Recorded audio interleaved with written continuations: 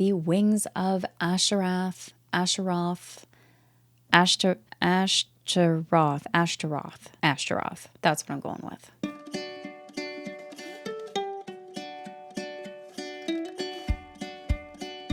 Hello everyone, my name is Kayla and welcome back to Kay's Hidden Shelf, where we talk about books. Today is episode 3 of Indie Spotlight, a series I created to talk about upcoming indie books in the SSF community as well as previously published books, because let's face it, there are so many books being released, so many incredible books that just have caught my eye, are on my TBR, and I want to shout about them, I want to talk about them, so I created this series to feature them. Let's go ahead and dive in with the upcoming releases first. Before we dive into that though, I just want to say a huge thank you for your feedback, everyone, on whether or not to include the full descriptions in these episodes. The feedback was pretty strong in the sense of either not caring or just go ahead with the one-line pitches. So that is what we are going to do moving forward, is just keeping to that one-line pitch and keeping it a bit shorter and simple. That being said, I highly encourage you to go check out the full descriptions for any of the books that pique your interest, because really that's what's going to help you narrow down if a book is going to be a good fit for your reading tastes. In today's episode, we have 10 books to cover, so let's go ahead and dive in with the upcoming releases. First up is A Memory of Song by Scott Palmer. Now, this is a debut for the author, and he is one of the break-ins. I would definitely recommend checking out the break-ins hashtag if you want to learn more about who they are. Essentially, they are a community of authors who have published books for the first time, their debut books. You've seen plenty on my shelf, I'm sure, but in the meantime, this is releasing on May 29th, and the pitch line that I found for this was Braveheart with ghosts and a wizard. That sounds awesome. This is one I've actually been really excited for. The description sounds fantastic. I highly recommend going to check it out. Here's a quick little tagline from the description just for all of you. It says, "In a dying land, the armies of the dead hold sway, and those who rule them are more God than human." This is also huge for the author as well. They actually managed to send out over 100 ARC copies, which is incredible. So a huge congrats to Scott in that too. Next is The Storm Beneath the World by Michael R. Miller. Now, technically, this releases today, April 5th, at the time of recording this. So if you want to go check this out, by all means, you can go take a look. It's available for you to dive into. Now, one thing that caught my eye with this book was the cover and the setting being a completely unique world with no humans. It's all insect-like beings. So this is a unique coming-of-age story centered around those insect-like beings, and the tagline for it is, "We ride the eternal river of days toward the moment of our redemption." Now, Esme, a fantastic reviewer over at Grimdark Magazine, calls it a wildly imaginative, morbidly captivating, and slightly unhinged gut punch. All of that sounds fantastic. So definitely this is one to check out if you're looking for a unique story in fantasy. After that, we have Zodak by Max Moyer. Now, this is an epic fantasy at 430 pages. It's book 1 in the Tempest Rising series and releases on April 9th, so that's coming up soon. The pitch here is: get swept away in an epic fantasy adventure with an unlikely hero on the edge of manhood, world building reminiscent of Brandon Sanderson, and a protagonist who must decide whether to fight for truth, even if it costs him everything. Also, I love this cover. I love the design, the gold pendant in behind the city. I am really intrigued to see how this one turns out. By the time this video comes out, it'll likely be released, so definitely go take a look if you're interested. Next is one that I am very grateful to have received a physical ARC for, and that is The Fall of the Giants by Gregory Contaxis. This is the sequel, or book 2, in the Dance of Light series and releases on May 10th. And the story continues on from the return of the knights following Elliot along his journey. Now, for anyone who does not know about this series, I definitely recommend trying it out. Here is the pitch for it. Game of Thrones meets Greek mythology in an explosive, epic fantasy packed with war, medieval lore, magic, loyalty, and bravery.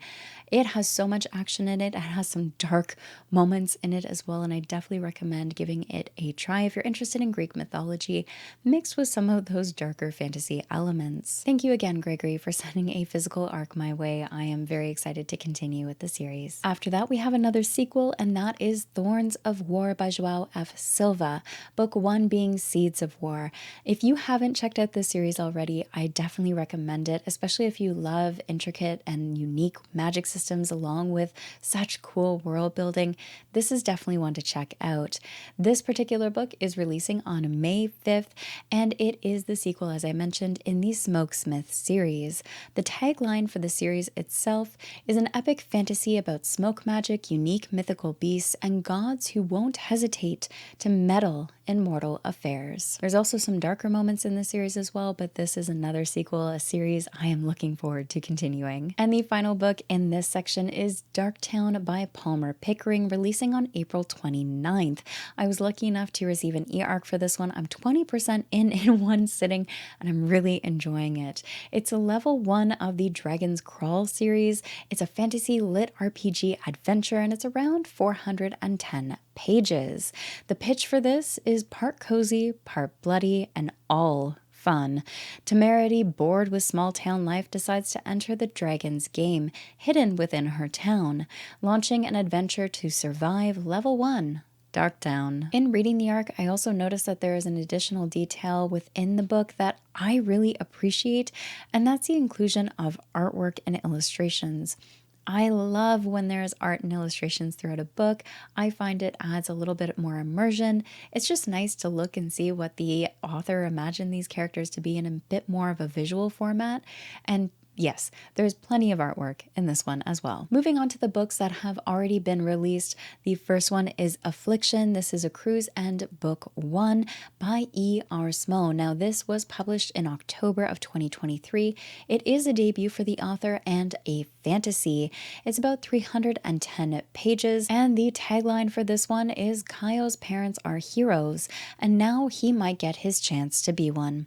A corruption is spreading, turning people into murderous monsters, and with the help of a motley crew, he must find a way to save his family and stop the corruption. There's also a nifty list including some features that are included throughout the story, including intense magic battles, found family, heroes versus villains, undead, monstrous transformations, and humor sprinkled throughout. After that, we have Candle and Claw by Stephen Taylor. This was released back in February of 2022. It's a fantasy at 430 pages.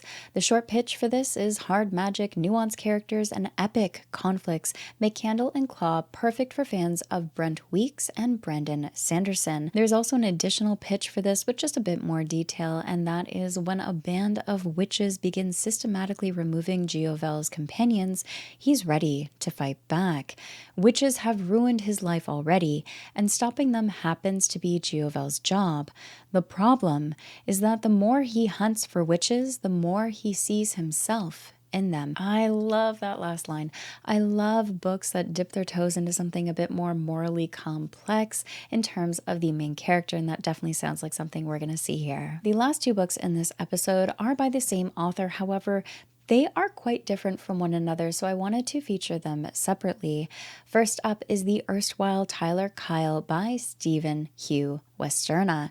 Now, this is an adult horror comedy for fans of Ghost Files, BuzzFeed, Unsolved, and Twin Peaks. It's 450 pages, and the pitch for this is queer BuzzFeed Unsolved.